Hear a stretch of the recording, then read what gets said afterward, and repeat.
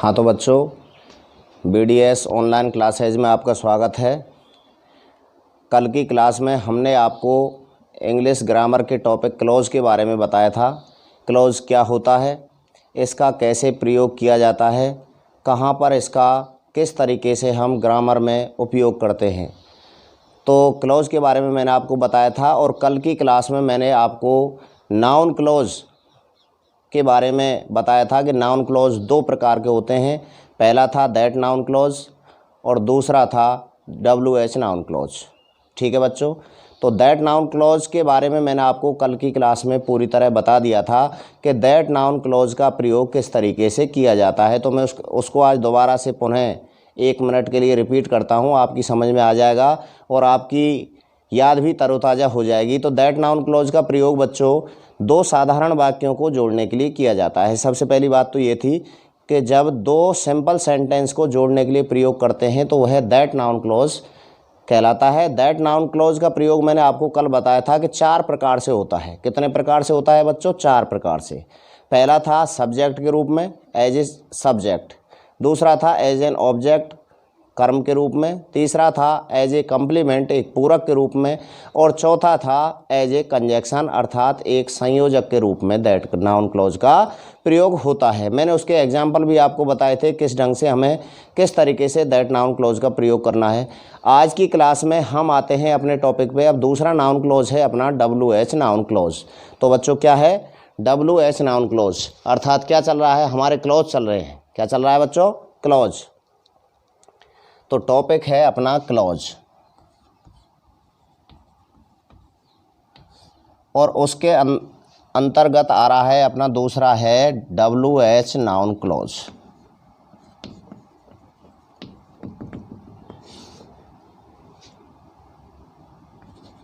ये मुख्य रूप से प्रश्नवाचक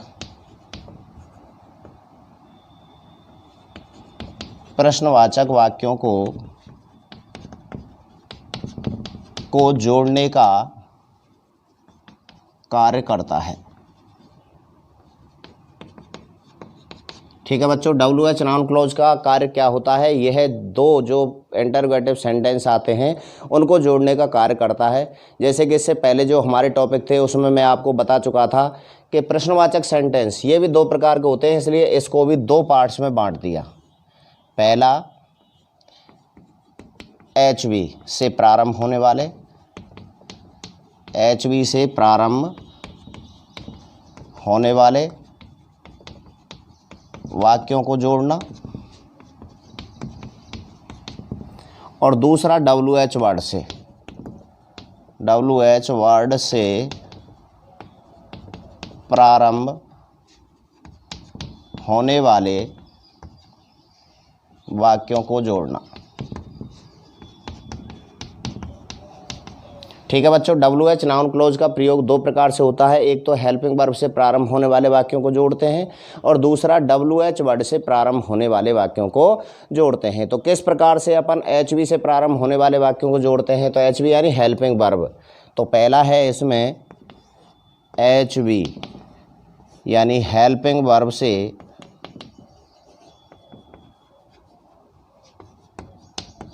प्रारंभ होने वाले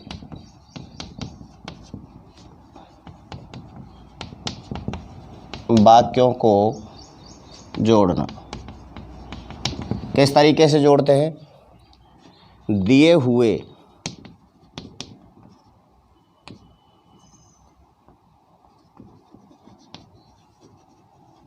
सेंटेंस है, यानी 2 वाक्य जो दिए हुए होंगे में से एक वाक्य में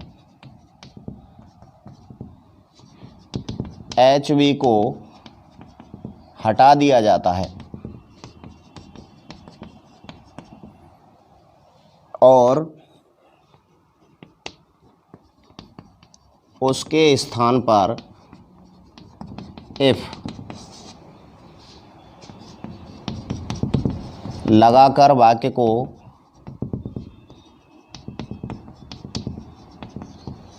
साधारण बना दिया जाता है। साधारण बना दिया जाता है। ये है, बस सिंपल सी बात है कि दो वाक्य आएंगे। जैसे देखिए,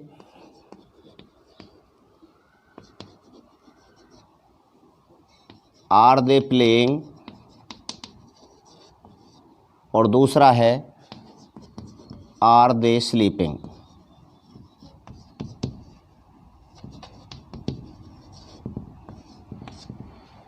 WH नाउन क्लोज का प्रयोग करना है और WH नाउन क्लोज में आपको पता लग गया दो प्रकार से होता है, एक हेल्पिंग वर्ब से प्रारंभ होने वाले वाक्यों में और दूसरा WH वर्ड से प्रारंभ होने वाले वाक्यों में। तो मैं अभी बता रहा था कि एक वाक्य में से, तो इसको लिखेंगे अपन, क्या लिखा जाएगा, are they playing if they are sleeping, if they are sleeping और full stop. Are they playing if they are sleeping. ठीक है बच्चों, क्या करना है, एक में से हेल्पिंग वर्ब को हटा करके उसके स्थान पे हमने इफ़ को जोड़ दिया है। ठीक है, जैसे और देखिए, does she sleep, does she play. क्या आएगा, does she sleep if she plays. Does आया है, प्रेजेंट इंडेफिनिट टेंस, क्या आएगा डज की जगह पे, मेन वर्ब की फर्स्ट फॉर्म में एस या ई एस। ठीक है बच्चों, तो आ गया होगा आपकी समझ में कि WH नाउन क्लोज का हेल्पिंग वर्ब वाले वाक्यों में किस तरीके से प्रयोग किया जाता है। अगला है अपना WH नाउन क्लोज।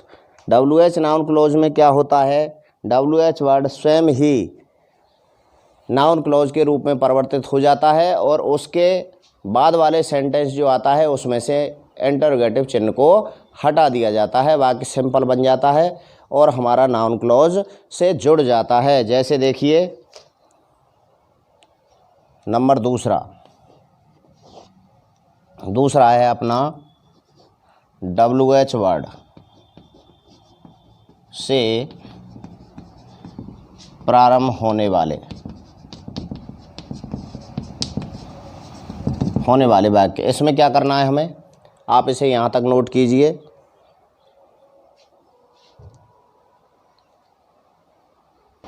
हाँ बच्चों देखो, एक तरीके से और भी पूछ सकता है। जैसे मान लीजिए उसने आपको दे दिया are you coming with me, are you coming with me, और दे दिया नाउन क्लॉज का प्रयोग करके, नाउन क्लॉज का प्रयोग करते हुए वाक्य को पुनः लिखिए। ठीक है बच्चों, अब इसमें हमें पता है कि yes and no type question है ये। Are you coming with me, क्या तुम मेरे साथ आ रहे हो, और हमें WH नाउन क्लोज का प्रयोग करना है और दूसरा सेंटेंस इसमें नहीं दिया हुआ है। तो क्या करना है बच्चों, ये तो हमें पता लग गया कि हेल्पिंग वर्ब से प्रारंभ हो रहा है, तो हमें इसमें इफ़ का प्रयोग करना है। किसका प्रयोग करना है, इफ़ का। अच्छे ढंग से समझ लेना, यदि इस तरीके का सेंटेंस केवल एक सेंटेंस दिया हुआ है और हमें नाउन क्लोज का प्रयोग करना है, तो are you coming with me, क्या तुम मेरे साथ आ रहे हो, अर्थात उसने मुझसे पूछा है, उसने मुझसे पूछा है कि क्या तुम मेरे साथ आ रहे हो, तो हमें अपनी तरफ से इसको दोबारा जब रीराइट द सेंटेंस यानी पुनः इस वाक्य को लिखेंगे तो क्या लिखेंगे, he asked me, he asked me. अब क्या लिखेंगे, if you are coming with me, full stop, if you are coming with me. ठीक है बच्चों, अब हमने इसमें ही आस्क्ड मी को अपनी तरफ से जोड़ा है, क्योंकि क्या कह रहा है, सेंटेंस का भाव पहचानना है। Are you coming with me, क्या आप मेरे साथ आ रहे हो, अर्थात उसने मुझसे पूछा है क्या मैं उसके साथ आ रहा हूँ या नहीं आ रहा हूँ। तो ये होते हैं हमारे yes and no type question, जिसमें हमें अपनी तरफ से भाव के आधार पर, जैसे और एग्जाम्पल देता हूँ और देखिए, can I leave office now, can I leave office now, क्या भाव है, can I leave office now, क्या अब मैं दफ्तर छोड़ सकता हूँ, क्या मैं कार्यालय को अब छोड़ सकता हूँ। तो वह जवाब मांग रहा है, तो हमें अपनी तरफ से या तो ही आस्क्ड मी, उसने मुझसे पूछा, ठीक है, नहीं तो टेल मी, भाव के अनुसार जैसा हमें भाव दिखाई दे रहा है, tell me if I can leave office now, और फुल स्टॉप। ठीक है बच्चों, तो यस एंड नो टाइप जो है हमारे हेल्पिंग वर्ब से प्रारंभ होने वाले, कैन क्या है, एक मॉडल एक्सिलरीज है, तो ये भी हमारा क्या है, और यहाँ आ जाता, जैसे उसमें मैंने लिखा था कि are you coming with me, noun clause का प्रयोग करते हुए वाक्य को पुनः लिखिए। नाउन क्लोज अब कैसा वाक्य है, इंटरोगेटिव है, इंटरोगेटिव के लिए नाउन क्लोज क्या है, WH नाउन क्लोज का प्रयोग करना है, जिसका प्रयोग हम दो प्रकार से करते हैं, एक हेल्पिंग वर्ब वाले वाक्यों के लिए जो यस एंड नो टाइप होते हैं, ठीक है बच्चों, जिसमें यस या नो आंसर छुपा हुआ रहता है, तो वो होते हैं हमारे हेल्पिंग वर्ब से प्रारंभ होने वाले सेंटेंसेज, और दूसरा है अपना WH वर्ड से प्रारंभ होने वाले सेंटेंसेज। तो ये आपकी समझ में शायद आ गया होगा, तो आप अपने दूसरे पॉइंट पे चलते हैं। दूसरा है WH वर्ड से प्रारंभ होने वाले, दूसरा क्या है बच्चों, WH वर्ड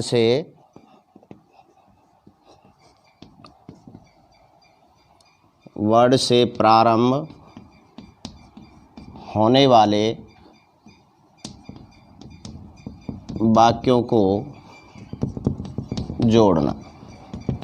WH वर्ड से प्रारंभ होने वाले वाक्यों को जोड़ने के लिए हमें क्या करना है, जैसे मैंने तुम्हें बताया था अभी कि हेल्पिंग वर्ब से प्रारंभ होने वाले वाक्यों को जोड़ने के लिए क्या करते हैं कि भाई अपनी तरफ से इफ़ लगाते हैं, क्या लगाते हैं, इफ़ लगाते हैं, और इफ़ लगा करके वाक्य को सिंपल बना देते हैं, यानी बाद लास्ट में आए हुए इंटरोगेटिव चिन्ह को हटा दिया जाता है, और इंटरोगेटिव चिन्ह को हटाकर उसके स्थान पर फुल स्टॉप का प्रयोग किया जाता है। इसी ढंग से WH नाउन क्लोज वाले में क्या करना है, जो WH वर्ड से प्रारंभ होंगे उन वाक्यों में WH वर्ड दूसरे सेंटेंस में आए हुए,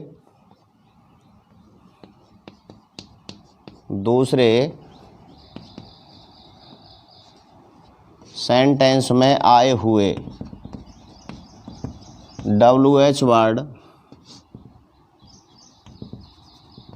स्वयं कनेक्टिव का कार्य करता है, वाक्य को साधारण बना दिया जाता है, वाक्य को साधारण बनाकर लिख दिया जाता है, लिख दिया जाता है। जैसे देखिए एग्जाम्पल समझ में आएगा,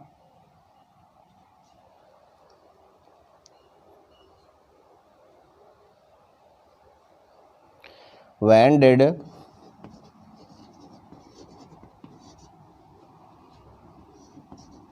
she go to school, दूसरा वाक्य है When did she play, WH noun clause का प्रयोग करना है, क्या आएगा देखो, पहला वाक्य है When did she go to school, ठीक है बच्चों, ये है when। अब did ये इंटरोगेटिव चिन्ह है, did जो है इंटरोगेटिव, क्योंकि इंटरोगेटिव सेंटेंस में WH वर्ड के तुरंत बाद हेल्पिंग वर्ब आती है और लास्ट में इंटरोगेटिव चिन्ह है। साधारण वाक्य में क्या लेना है, कर्ता लेना है, क्या आएगी सी, वैन सी। अब डिड है पास्ट इंडेफिनिट टेंस है, सिंपल सेंटेंस क्या आएगा प्लेड, और फुल स्टॉप। ये हमारा वाक्य चेंज हो गया, when did she go to school, when did she played. ठीक है बच्चों,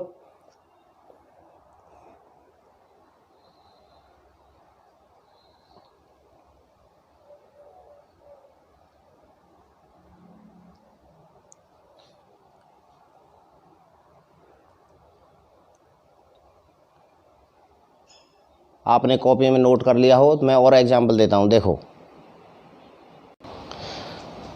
अर्थात देखो WH वर्ड नाउन क्लॉज का प्रयोग होता है, अर्थात WH वर्ड से प्रारंभ होने वाला जो अपना सेंटेंस है वो एक सबऑर्डिनेट क्लॉज के रूप में बदल जाए, अर्थात आश्रित उपवाक्य बन जाए, तो वह हमारा WH नाउन क्लॉज का वाला वाक्य बन जाता है। अर्थात जैसे मान लीजिए एग्जाम्पल देता हूँ मैं आपके लिए, इससे और अच्छे ढंग से समझ में आएगा।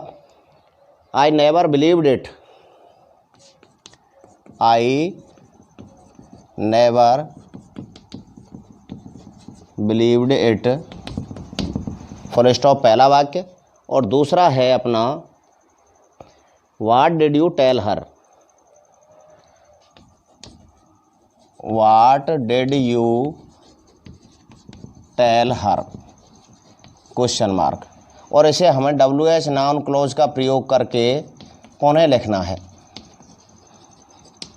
तो मैं कह रहा था अभी, यदि हमारा WH वर्ड वाला जो वाक्य है ये हो गया, ये एक सबऑर्डिनेट क्लॉज के रूप में बदल जाए। सबऑर्डिनेट क्लॉज का मतलब आप जानते हो आश्रित उपवाक्य, और सबऑर्डिनेट क्लॉज के बारे में मैंने तुम्हें कल की क्लास में बताया था। सबऑर्डिनेट क्लॉज और मेन क्लॉज एक सेंटेंस के दो हिस्से होते हैं, एक होता है मेन या प्रिंसिपल क्लॉज और दूसरा होता है सबऑर्डिनेट क्लॉज, यानी मुख्य उपवाक्य प्रिंसिपल या मेन क्लॉज को कहते हैं। और सबऑर्डिनेट क्लॉज होता है आश्रित उपवाक्य, वो कौन सा होता है जिसमें कोई कनेक्टिव लगा हुआ हो। यदि हमारा यहाँ यह इंटरोगेटिव सेंटेंस एक सबऑर्डिनेट क्लॉज के रूप में बदल जाए तो सबऑर्डिनेट क्लॉज कौन सा होता है बच्चों, जिसमें कोई कनेक्टिव लगा हुआ रहता है। कनेक्टिव लगा हुआ जो सेंटेंस होता है वो सबऑर्डिनेट होता है और सबऑर्डिनेट कंजक्शन का कार्य करता है। तो मान लीजिए इसे हम कनेक्टिव के रूप में कार्य में ले लें वाट को, और वाक्य को क्या बना दें, सिंपल बना दें, तो ये एक सबऑर्डिनेट क्लॉज हो जाएगा। तो इसका क्या लिखा जाएगा, जैसे देखो, आई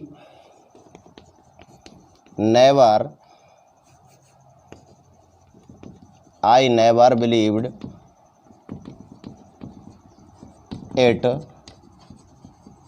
वाट। अब इसे हम सिंपल सेंटेंस में बदल रहे हैं, करता क्या है, यू, वाट यू डिड आया है, इसका मतलब पास्ट इंडेफिनिट टेंस, और पास्ट इंडेफिनिट में सिंपल सेंटेंस में मेन वर्ब की सेकंड फॉर्म आती है, यू टोल्ड और हर और फुल स्टॉप। अब ये हमारा क्या हो गया, नाउन क्लॉज का प्रयोग करते हुए वाक्य लिख गया, और ये हमारा बन गया सबऑर्डिनेट क्लॉज। यहाँ से यहाँ तक हो गया मेन क्लॉज, ये हुआ मेन क्लॉज, और ये हुआ हमारा सबऑर्डिनेट क्लॉज।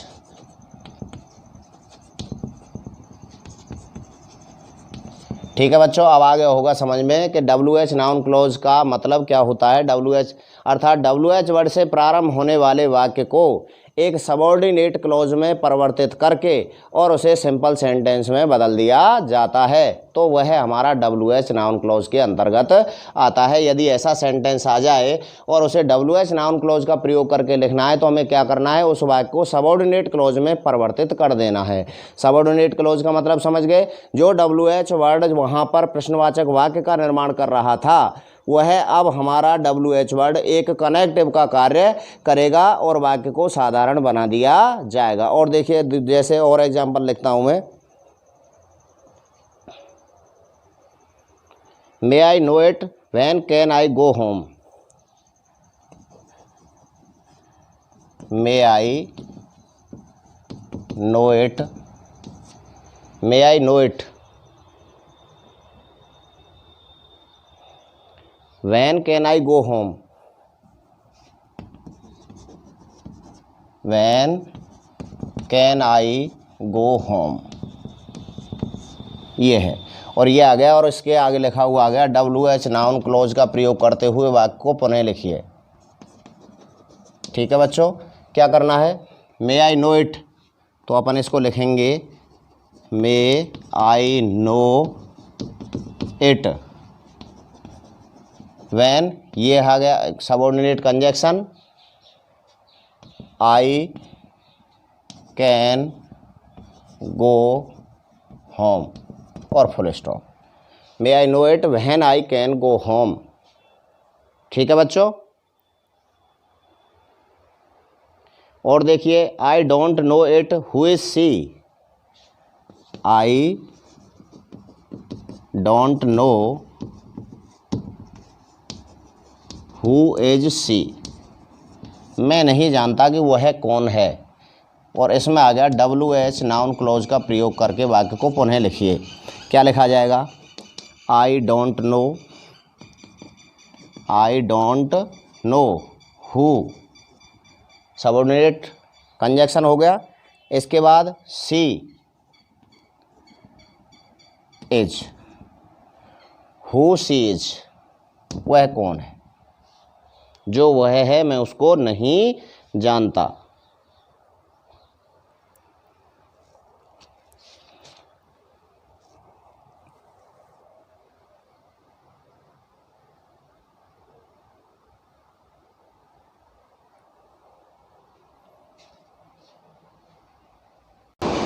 हाँ तो बच्चों देखिए, मैंने यहाँ पर आपके लिए कुछ एग्जाम्पल दिए हैं जिनसे आपकी समझ में आ जाएगा कि दैट नाउन क्लोज या WH नाउन क्लोज का प्रयोग किस प्रकार से किया जाता है। ठीक है बच्चों, तो practice makes a man perfect, जितना आप अभ्यास करोगे उतना ही अधिक आपकी समझ में आएगा। तो देखिए, पहला है, जैसे यहाँ ब्लैंक दिया हुआ है और ऑप्शन दे रखे हैं, that watt which you have committed a crime is clear. अब इसमें से आपको एक को चूज करना है कि इसमें कौन सा आएगा। अगर वाट से प्रारंभ होता, स्टार्टिंग में वाट आता और पीछे फुल स्टॉप दिया हुआ है तो इंटरोगेटिव चिन्ह लगा हुआ रहता, तो क्या आएगा इसमें? That you have committed a crime is clear. यह साबित हो चुका है कि तुमने जो अपराध किया था वो बिल्कुल बात कैसी है, बिल्कुल सही है। अगला देखिए, आई वॉन्डर कहते हैं चाहना, मैं चाहता हूँ। वाई, वियर और हुज, हाउस दैट इज़। अब इसमें प्रारंभ में तो क्या है, सिंपल सेंटेंस है, हाउस दैट इज़, वह मकान किसका है। वाई, क्योंकि इसका दूसरा जो अर्थ होता है वियर माने जहाँ या जो, और इंटरोगेटिव में प्रयोग होता है कहाँ के लिए। ऐसे ही हुज, किसका, किसकी, किसके, या जिसका, जिसकी, जिसके, तो क्या आएगा? हुज। तो यहाँ तो बच्चों आएगा क्या? दैट, और यहाँ आएगा हुज। ठीक है, अगला देखिए, my teacher told me who that which the earth moves round the sun, और फुल स्टॉप। मेरे अध्यापक ने मुझे बताया कि धरती सूर्य के चक्कर लगाती है, जैसा कि अर्थ से भी स्पष्ट हो रहा है। तो दैट नाउन क्लॉज का प्रयोग एज ए कनेक्टिव, एक संयोजक के रूप में करना है, तो क्या आएगा यहाँ पर? दैट आएगा। क्या आएगा? That. My teacher told me, मेरे अध्यापक ने मुझे बताया, दैट की the earth moves round the sun, के धरती सूर्य के चक्कर लगाती है। अगला देखिए, नोबडी डाउट्स, किसी को कोई संदेह नहीं है, whose that which he is very sincere, कि वह क्या है? बहुत ही सिंसियर है, वह अपने किसी भी कार्य के प्रति बहुत ही चिंतित है, या एक जागरूक है, या सचेत है। ठीक है बच्चों, तो क्या आएगा? Nobody doubts that he is very sincere, वह क्या है? बहुत ही सचेत है, जागरूक है। कैन यू टेल मी, क्या तुम मुझे बता सकते हो? पीछे देखो क्या लिखा हुआ है, इंटरोगेटिव चिन्ह लगा हुआ है। ठीक है बच्चों, क्या है? रोड द रामचरितमानस, तो दैट तो आएगा ही नहीं, क्योंकि पीछे क्या है? इंटरोगेटिव चिन्ह है, तो इन दोनों में से एक आएगा। तो यहाँ पर किसके रूप में प्रयोग करना है? एज ए सब्जेक्ट के रूप में करना है, तो यहाँ क्या आएगा? Who wrote the Ramcharitmanas. ठीक है बच्चों, अगला है अपना which that if honesty is the best policy is known to all. सभी जानते हैं कि ईमानदारी सबसे बड़ी युक्ति होती है, ईमानदारी सबसे बड़ी युक्ति होती है। तो क्या आएगा? दैट, बोलो क्या आएगा? दैट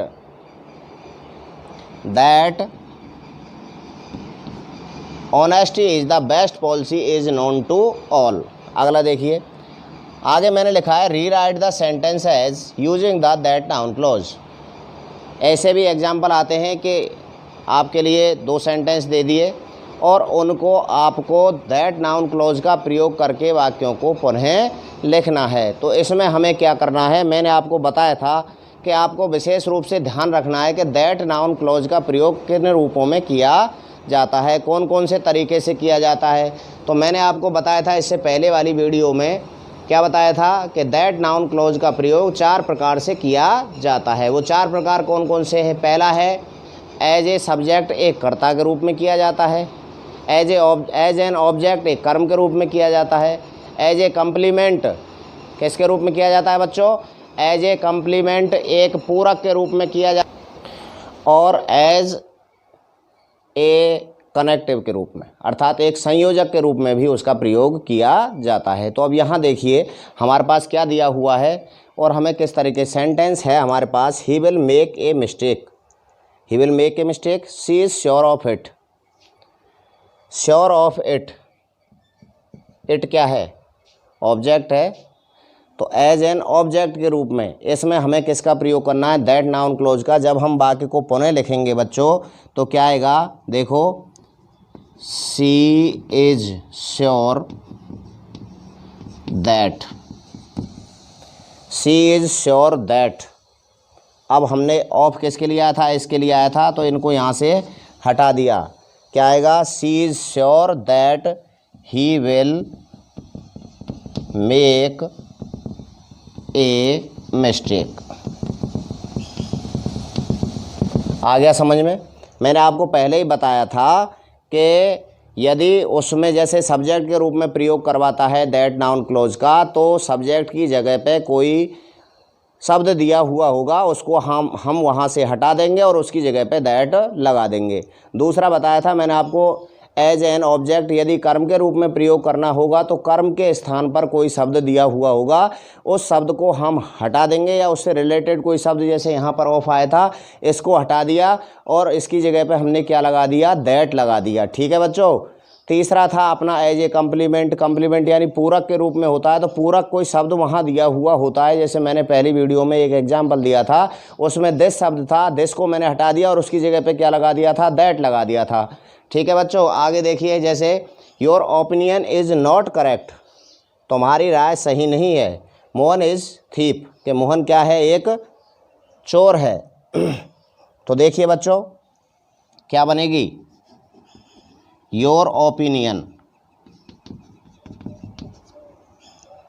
दैट किसके बारे में है? That Mohan is a thief is not correct, is not correct. Your opinion that Mohan is a thief is not correct. ये हमने इन वाक्यों को दैट नाउन क्लॉज का प्रयोग करके पुनः लिख दिया है। अब आपकी समझ में आ गया होगा कि किस हिसाब से अपने जो बोर्ड एग्ज़ाम का जब पेपर लगता है तो क्वेश्चन पेपर में किस ढंग से आपसे पूछ सकता है। एक पैटर्न तो ये हो गया फर्स्ट टाइप कि आपके लिए ब्लैंक दे दिया और ब्लैंक दे करके उसमें ऑप्शन दे दिए, 3 ऑप्शन दिए हुए हैं और सेंटेंस दे दिया। आपको उन 3 ऑप्शंस में से एक ऑप्शन को चूज करके अपने ब्लैंक्स जो है उसमें भरना है।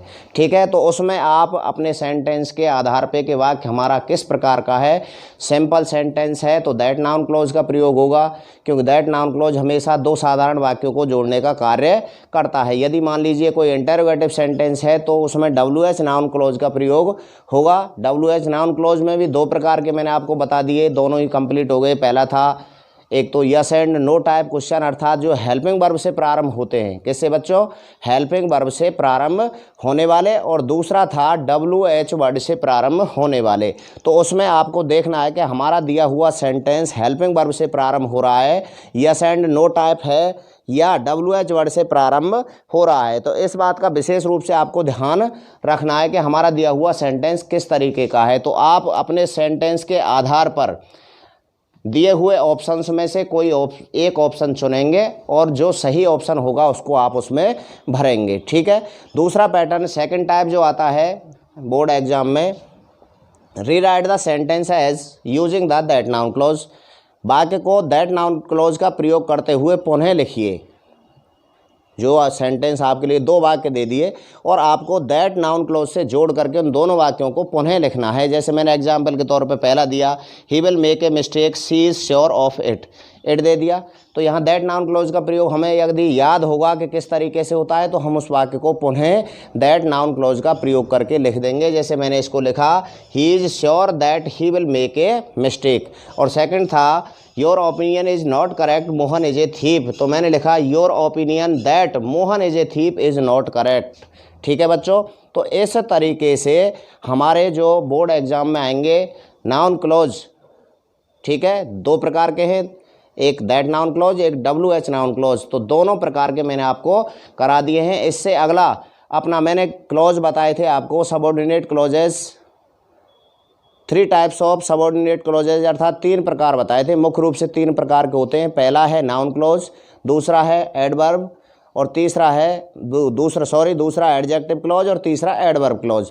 तो हमारा पहला जो था नाउन क्लोज का आज बिल्कुल कंप्लीट हो गया है। तो अपनी पढ़ाई को अच्छे ढंग से जारी रखते हुए जितना आपको कराया जाए आप उसको अपने घर नोटबुक में प्रैक्टिस करें ताकि आपकी समझ में अच्छे ढंग से आ जाए। तो अगली क्लास में हम आपके लिए एडजेक्टिव